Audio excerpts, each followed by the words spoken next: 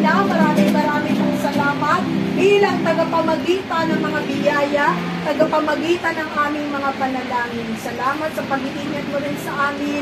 Salamat sa tulong mo sa mga kagalingan, sa mga katubunan sa aming mga panalangin. Salamat at patuloy kami nakapamimintungo sa iyo. Samahan mo kami, mahal na Ina, sampu ng aming mga mahal sa buhay. Pagarian mo kami ng kapayapaan, yaman kayo ang reyna rin ng kapayapaan. Hallelujah! Hallelujah! Hallelujah! Glory be to the Father and to the Son and to the Holy Spirit. As it was in the beginning, is now, and ever shall be, world without end.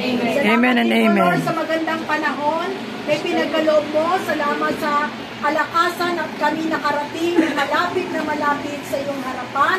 Salamat sa mga biyaya ngayon pa lang. Tinanggap na namin. Sa pagkasabi mo, Lord, kung kami, sa bawat pagdalo namin sa iyong piging, walang umuwing basyo, Panginoon. Amen. Maraming pong salamat. Glory be to the Father.